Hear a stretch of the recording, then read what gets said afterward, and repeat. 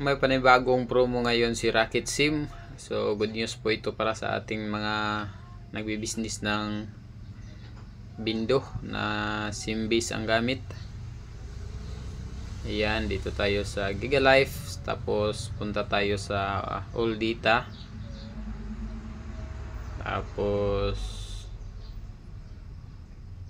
sa Unlipam nila ay ganun pa rin, 1,299. So dito ngayon sa longer packs, ito ngayon yung mga bagong promo nila. Yan, so 60 days 1,699. Kung titingnan natin dito sa 30 days ay 999. Kung dito tayo sa longer packs na only data 90 days, so 1,999, nakasave tayo ng isang buwan. So proceed lang natin. So mag subscribe tayo, doon tayo punta sa GCash. So sundan nyo lang po, no. So kayo na pong bahala.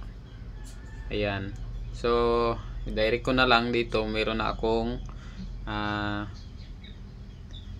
so nakasubscribe na ako. So meron na akong only data 1,999, good for 90 days na po ito, guys. So nag-expire po ito sa March 24, 2024. Ayan, so laking